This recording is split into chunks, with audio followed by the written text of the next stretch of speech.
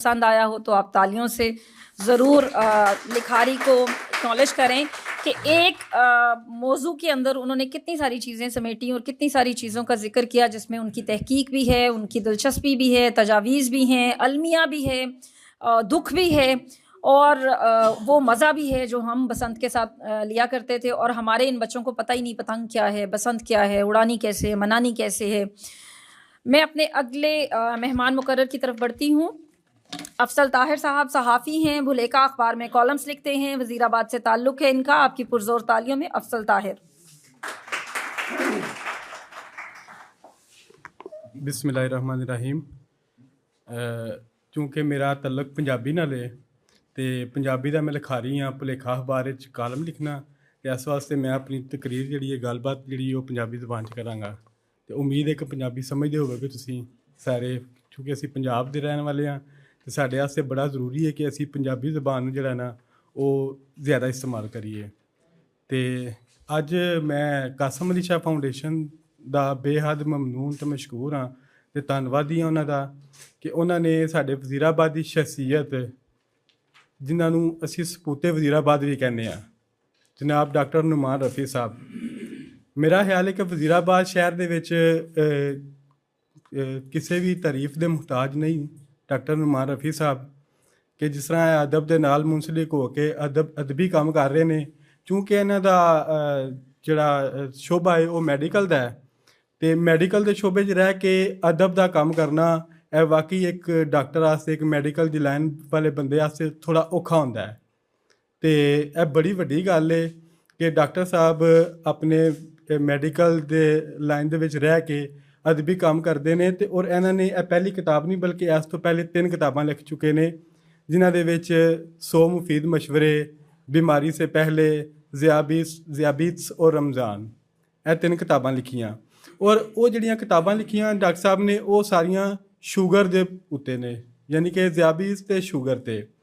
तो मैं समझना कि डॉक्टर साहब ने वो जिहड़ियां किताबां लिखियां उन्हां दे विच जिस तरह शूगर की बीमारी तो शूगर के मतलब पूरी तफसील के नाल डॉक्टर साहब ने लिखिया। जेकर शूगर के मरीज़ अगर वो किताबां का मुतालिया कर लैन तो मेरा ख्याल है कि वो मैडिसन तो भी बच सकते हैं तो वो डॉक्टरों को जान तो भी बच सकते हैं, जे अगर वो किताबां का मुतालिया ठीक तरीके नाल कर लैन। क्योंकि डॉक्टर साहब ने जिहड़ियां मैडिसन शूगर के पेशेंट खाते हैं या ट्रीटमेंट करते हैं, जिस डॉक्टर नूं कोई भी पेशेंट अपना चैकअप करवाने वास्ते लाइन च लगता है, पैसे देंदा है, फिर मैडिसन लैंदा है, अगर वो किताबां का मुतालिया कर लवे तो मेरा ख्याल है कि वह इन्हां सारियां मुश्किलात तो बच सकता है। तो उस अलावा डॉक्टर साहब ने एक किताब लिखी 100 मुफीद मशवरे, ਉਹਦਾ मैं मुतालिया किया, ਉਹਦੇ 'ਤੇ मैं कालम भी लिखिया। और सब तो अच्छी मैनू गल यह लगी कि उस किताब ਦੇ ਵਿੱਚ डॉक्टर साहब ने शूगर के पेशेंट ਨੂੰ ਜਿਹੜੇ मसाइल पेश आते हैं, बीमारी के हवाले नाल पैरों का सुन्न हो जाना या उस तो इलावा कोई भी जिसम के हिस्से ਦੇ ਵਿੱਚ ਜ਼ਖਮ होने ਉਹਦਾ खराब हो जाना, ਉਹਨਾਂ ਦੇ बारे डॉक्टर साहब ने पूरी तफसील के नाल लिखिया। तो वो पूरी तफसील नाल लिख के तो यह एक डॉक्टर साहब का ना बहुत बड़ा एहसान है शूगर के मरीज़ों वास्ते, जे अगर वो समझन तो मेरा ख्याल है कि मरीज़ों को वो समझ के वो अमल भी करना चाहिए। यह एक बहुत वड्डी नेकी है डॉक्टर साहब की शूगर पेशेंट उत्ते। उस तो बाद असीं गल करने जी डॉक्टर साहब की नवी किताब आई स्याह झूठ। यह स्याह झूठ कालम्स की किताब है। डॉक्टर साहब ने ये 50 कालम लिखे। मैं इस कालम का किताब का मुतालिया किया, फिर वो कालम भी लिखिया। तो मैं समझना कि डॉक्टर नुमान रफ़ी साहब ने जिस तरह मुआशरती मसाइल तो इंसान दे साढ़े इंसाना दे जिन्ने भी मसाइल ने इंसानियत दे उन्होंने उत्ते डॉक्टर साहब ने मुख्तलिफ कालम्स लिखे। तो वो एक बारी जो ना सानू हर बंदे नूं इस किताब का मुतालिया जरूर करना चाहिए ताकि असी डॉक्टर साहब की सोच नूं इन्हां दी जिहड़ी सोच फहम है उन्होंने असी समझ सकीए तो उहदे ते अमल करिए। ना सिर्फ किताब पढ़ना जरूरी नहीं बल्कि किताब का मुतालिया करके उन्होंने कालम्स के उत्ते अगर असी अमल करांगे तो साडी जिंदगी कुछ ना कुछ बेहतर होएगा, कुछ ना कुछ बेहतरी आएगी। तो डॉक्टर साहब डॉक्टर नुमान रफ़ी साडे वज़ीराबाद वास्ते एक फहर ने, सपूते वज़ीराबाद ने। और सपूते वज़ीराबाद का लकब इन्हों ऐसे वास्ते दिता गया है कि डिजर्व करते हैं। वज़ीराबाद शहर की साढ़े वास्ते ਵਜ਼ੀਰਾਬਾਦ ਸ਼ਹਿਰ ਵਾਸਤੇ ਇੱਕ ਬਹੁਤ ਵੱਡਾ ਸਰਮਾਇਆ ਨੇ ਹਰ ਲਿਹਾਜ਼ ਨਾਲ। ਮੈਡੀਕਲ ਦੇ ਸ਼ੋਬੇ ਨਾਲ ਵੀ, ਅਦਬੀ ਲਿਹਾਜ਼ ਨਾਲ ਵੀ, ਸੋਸ਼ਲ ਵਰਕਰ ਵੀ ਨੇ, ਮਾੜੇ ਬੰਦਿਆਂ ਦਾ ਧਿਆਨ ਵੀ ਰੱਖਦੇ ਨੇ। ਔਰ ਸਭ ਤੋਂ ਵੱਡੀ ਗੱਲ ਕਿ ਸੋਸ਼ਲ ਵਰਕਰ ਨੇ ਅਤੇ ਹਰ ਕਿਸਮ ਦਾ ਜਿਹੜਾ ਨਾ ਸੋਸ਼ਲ ਵਰਕ ਹਰ ਲਿਹਾਜ਼ ਨਾਲ ਇਹ ਇਨਸਾਨੀਅਤ ਦੀ ਖਿਦਮਤ ਦਾ ਜਜ਼ਬਾ ਆਪਣੇ ਅੰਦਰ ਰੱਖਦੇ ਨੇ। ਇਹ ਬੜੀ ਵੱਡੀ ਗੱਲ ਹੈ। ਅਤੇ ਐਂਡ 'ਤੇ ਮੈਂ ਕਾਸਮ ਅਲੀ ਸ਼ਾਹ ਸਾਹਿਬ ਦੇ ਬਾਰੇ 'ਚ ਕਹਿਣਾ ਚਾਹਾਂਗਾ ਕਿ ਉਹ ਬਹੁਤ ਵੱਡੀ ਇੱਕ ਜਿਹੜਾ ਨਾ ਫੈਕਟਰੀ ਹੈ। ਕਾਸਮ ਅਲੀ ਸ਼ਾਹ ਪਾਕਿਸਤਾਨ ਦਾ ਨਹੀਂ ਬਲਕਿ ਪੂਰੀ ਦੁਨੀਆ ਦੇ ਵਿੱਚ ਇੱਕ ਬ੍ਰਾਂਡ ਹੈ, ਇਹਦੇ 'ਚ ਕੋਈ ਸ਼ੱਕ ਨਹੀਂ।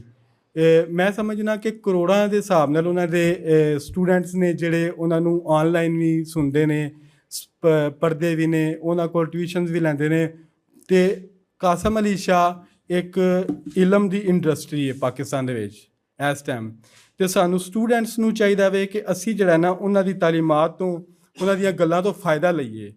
ਅਸੀਂ ਉਹਨਾਂ ਦੇ ਲੈਕਚਰਸ ਨੂੰ ਸੁਣ ਕੇ ਨਾ ਸਿਰਫ ਆਪਣੀ ਜ਼ਿੰਦਗੀ ਨੂੰ ਬਿਹਤਰ ਕਰ ਸਕਦੇ ਹਾਂ ਬਲਕਿ ਅਸੀਂ ਹਰ ਲਿਹਾਜ਼ ਨਾਲ, ਮੁਆਸ਼ਰਤੀ ਲਿਹਾਜ਼ ਨਾਲ, ਮਾਲੀ ਲਿਹਾਜ਼ ਨਾਲ, ਹਰ ਲਿਹਾਜ਼ ਨਾਲ ਅਸੀਂ ਉਹਨੂੰ ਬਿਹਤਰ ਕਰ ਸਕਦੇ ਹਾਂ। ਅਗਰ ਅਸੀਂ ਉਹਨਾਂ ਦੀਆਂ ਗੱਲਾਂ 'ਤੇ ਅਮਲ ਕਰਕੇ ਕੋਈ ਕੰਮ ਕਰ ਲਈਏ, ਕੋਈ ਬਿਜ਼ਨਸ ਕਰ ਲਈਏ, ਕੋਈ ਕੰਮ ਕਰ ਲਈਏ। ਉਹਨਾਂ ਦੇ ਬਹੁਤ ਸਾਰੇ ਲੈਕਚਰਸ ਨੇ ਇਸ ਮੌਜੂ 'ਤੇ ਵੀ ਕਿ ਤੁਸੀਂ ਆਪਣੀ ਮੁਆਸ਼ਰਤੀ ਜ਼ਿੰਦਗੀ ਦੇ ਨਾਲ ਨਾਲ ਤੁਸੀਂ ਆਪਣੀ ਮਾਲੀ ਜ਼ਿੰਦਗੀ ਨੂੰ ਵੀ ਬਿਹਤਰ ਕਰ ਸਕਦੇ ਹੋ। ਕਿਸ ਤਰ੍ਹਾਂ ਕਰ ਸਕਦੇ ਹੋ ਉਹ ਤੁਸੀਂ ਉਹਨਾਂ ਦੀਆਂ ਅਗਰ ਲੈਕਚਰ ਸੁਣੋ, ਉਹਨਾਂ ਦੀਆਂ ਗੱਲਾਂ ਸੁਣੋ ਤਾਂ ਤੁਹਾਨੂੰ ਪਤਾ ਚੱਲ ਜਾਏਗਾ। ਅਤੇ ਮੈਂ ਹਰ 'ਤੇ ਇਹੀ ਕਹਿਣਾ ਚਾਹਾਂਗਾ ਕਿ ਮੈਂ ਬਹੁਤ ਮਸ਼ਕੂਰ ਹਾਂ ਜਨਾਬ ਕਾਸਮ ਅਲੀ ਸ਼ਾਹ ਫਾਊਂਡੇਸ਼ਨ, ਉਹਨਾਂ ਦੀ ਪੂਰੀ ਟੀਮ ਅਤੇ ਉਹਨਾਂ ਦਾ ਕਿ ਉਹਨਾਂ ਨੇ ਸਾਡੇ ਵਜ਼ੀਰਾਬਾਦ ਦੇ ਮਹਾਨ ਇਨਸਾਨ ਜਨਾਬ ਡਾਕਟਰ ਨੁਮਾਨ ਰਫੀ ਸਾਹਿਬ ਦੀ ਕਿਤਾਬ ਦਾ ਇੱਥੇ ਮੁੱਖ ਵਖਾਲੀਆ ਇਕੱਠ ਕੀਤਾ ਅਤੇ ਸਾਨੂੰ ਦਾਵਤ ਦਿੱਤੀ। ਅਸੀਂ ਆਏ, ਸਾਨੂੰ ਮੌਕਾ ਮਿਲਿਆ। ਅਤੇ ਆਖਰ 'ਤੇ ਮੈਂ ਉਹਨਾਂ ਵਾਸਤੇ ਇੱਕ ਸ਼ੇਅਰ ਕਹਿਣਾ ਚਾਹਾਂਗਾ, ਉਹ ਮੈਂ ਇੱਥੇ ਬੈਠਿਆਂ ਲਿਖੇ ਜਨਾਬ ਕਾਸਮ ਸ਼ਾਹ ਵਾਸਤੇ ਕਿ ਅਦਬ ਦਾ ਇੱਕ ਸਫੀਰ ਮੈਂ ਤੱਕਿਆ, ਅਦਬ ਦਾ ਇੱਕ ਸਫੀਰ ਮੈਂ ਤੱਕਿਆ, ਦਿਲ ਦਾ ਰਜ ਅਮੀਰ ਮੈਂ ਤੱਕਿਆ। ਅਦਬ ਦਾ ਇੱਕ ਸਫੀਰ ਮੈਂ ਤੱਕਿਆ, ਦਿਲ ਦਾ ਰਜ ਅਮੀਰ ਮੈਂ ਤੱਕਿਆ। ਕੋਈ ਨਾ ਮਿਲਿਆ ਇੰਜ ਦਾ ਅਫਜ਼ਲ, ਕੋਈ ਨਾ ਮਿਲਿਆ ਇੰਜ ਦਾ ਅਫਜ਼ਲ, ਜਿੰਜ ਦਾ ਕਾਸਮ ਪੀਰ ਮੈਂ ਤੱਕਿਆ। ਇਹਦੇ ਵਿੱਚ ਕੋਈ ਸ਼ੱਕ ਨਹੀਂ ਕਿ ਕੋਈ ਵੀ ਪੀਰ ਜਿਹੜਾ ਹੁੰਦਾ ਨਾ, ਅਸੀਂ ਉਹਨੂੰ ਪੀਰ ਨੂੰ ਸਿਰਫ ਇੱਕੋ ਹਵਾਲੇ ਨਾਲ ਜਾਣਨਾ ਕਿ ਇਹ ਪੀਰ ਹੈ ਜੀ, ਉਹਦਾ ਮਰੀਦ ਹੈ। ਇਹ ਜ਼ਰੂਰੀ ਨਹੀਂ ਹੁੰਦਾ ਕਿ ਕੋਈ ਪੀਰ ਜਿਹੜਾ ਵੇ ਉਹ ਦਰਬਾਰਾਂ 'ਤੇ ਬਹਿ ਕੇ ਸਿਰਫ ਪੀਰੀ ਕਰੇ। ਜਿਹੜਾ ਟੀਚਰ ਹੁੰਦਾ ਅਸਲ ਵਿੱਚ ਪੀਰ ਉਹ ਹੁੰਦਾ ਜਿਹੜਾ ਟੀਚਰ ਹੈ ਸਾਡਾ, ਜਿਹੜਾ ਸਾਡਾ ਉਸਤਾਦ ਹੈ, ਉਹ ਹੀ ਸਾਡਾ ਪੀਰ ਹੈ। ਕਿਉਂਕਿ ਉਸਤਾਦ ਤੋਂ ਵੱਡਾ ਕੋਈ ਪੀਰ ਨਹੀਂ ਹੁੰਦਾ। ਅਗਰ ਅਸੀਂ ਉਸਤਾਦ ਦੀਆਂ ਗੱਲਾਂ 'ਤੇ ਅਮਲ ਕਰ ਲਈਏ, ਉਹਦੀਆਂ ਗੱਲਾਂ 'ਤੇ ਅਸੀਂ ਅਮਲ ਕਰਕੇ ਉਹਦੀ ਤਰਬੀਅਤ, ਚੰਗੀ ਤਰਬੀਅਤ ਲੈ ਕੇ ਅਗਰ ਜ਼ਿੰਦਗੀ ਗੁਜ਼ਾਰਾਂਗੇ ਤਾਂ ਸਾਡੀ ਜ਼ਿੰਦਗੀ ਵੀ ਚੰਗੀ ਲੰਘੇਗੀ ਅਤੇ ਸਾਡੀ ਆਖਰਤ ਵੀ ਬਿਹਤਰ ਹੋਏਗੀ। ਕਿਉਂਕਿ ਉਸਤਾਦ ਸਿਰਫ ਜ਼ਿੰਦਗੀ ਨਹੀਂ ਬਣਾਉਂਦਾ, ਉਸਤਾਦ ਆਖਰਤ ਵੀ ਬਣਾਉਂਦਾ ਹੈ ਅਗਰ ਅਸੀਂ ਉਸਤਾਦ ਦੀਆਂ ਗੱਲਾਂ 'ਤੇ ਅਮਲ ਕਰੀਏ। ਅਤੇ ਇੱਕ ਸ਼ੇਰ ਉਹਨਾਂ ਵਾਸਤੇ ਹੋਰ ਕਿ ਸੱਚ ਹੋਵੇ ਜੇ ਪੱਲੇ ਨਹੀਂ ਘਬਰਾਈਦਾ, ਸੱਚ ਹੋਵੇ ਜੇ ਪੱਲੇ ਨਹੀਂ ਘਬਰਾਈਦਾ, ਹਿੰਮਤ ਹਾਰ ਕੇ ਬਹਿਣਾ ਕੰਮ ਨਹੀਂ ਰਾਈਦਾ। ਸੱਚ ਹੋਵੇ ਜੇ ਪੱਲੇ ਨਹੀਂ ਘਬਰਾਈਦਾ, ਹਿੰਮਤ ਹਾਰ ਕੇ ਬਹਿਣਾ ਕੰਮ ਨਹੀਂ ਰਾਈਦਾ। ਟੁਰਿਆ ਰੋ ਤੂੰ ਅਫਜ਼ਲ ਮੰਜ਼ਲ ਤੇਰੀ ਏ। ਅਗਰ ਅਸੀਂ ਚੱਲਦੇ ਰਵਾਂਗੇ, ਅਗਰ ਅੱਗੇ ਵੱਧਦੇ ਰਵਾਂਗੇ ਤਾਂ ਫਿਰ ਹੀ ਸਾਨੂੰ ਮੰਜ਼ਿਲ ਮਿਲੇਗੀ।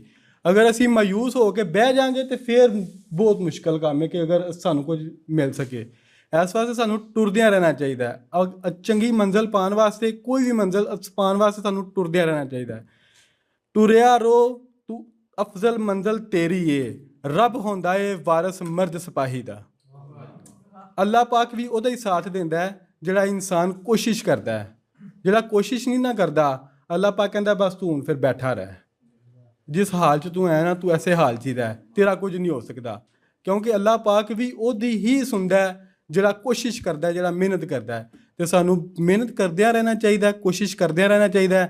ਆਖਰ 'ਤੇ ਮੈਂ ਜਨਾਬ ਡਾਕਟਰ ਨੁਮਾਨ ਰਫੀ ਸਾਹਿਬ, ਤੁਹਾਡਾ ਬਹੁਤ ਸ਼ੁਕਰੀਆ, ਤੁਸੀਂ ਮੈਨੂੰ ਦਾਵਤ ਦਿੱਤੀ ਅਤੇ ਮੈਂ ਤੁਹਾਡੀ ਦਾਵਤ 'ਤੇ ਆਇਆ। ਅਤੇ ਅੱਲਾਹ ਪਾਕ ਤੁਹਾਨੂੰ ਐਸੇ ਤਰ੍ਹਾਂ ਮਜ਼ੀਦ ਤਰੱਕੀਆਂ, ਕਾਮਯਾਬੀਆਂ ਦੇਵੇ। ਸਾਡੇ ਦਿਲਾਂ ਦੇ ਵਿੱਚ ਤੁਹਾਡੀ ਬਹੁਤ ਜ਼ਿਆਦਾ ਇੱਜ਼ਤ ਹੈ ਅਤੇ ਅਸੀਂ ਦੁਆ ਗੋ ਹਾਂ ਕਿ ਅੱਲਾਹ ਪਾਕ ਤੁਹਾਨੂੰ ਐਸੇ ਤਰ੍ਹਾਂ ਅਗਲੀਆਂ ਮੰਜ਼ਿਲਾਂ ਜਿਹੜੀਆਂ ਨਾ ਉਹ ਕਾਮਯਾਬ ਅਤੇ ਕਾਮਰਾਨ ਕਰੇ। ਜਜ਼ਾਕ ਅੱਲਾਹ।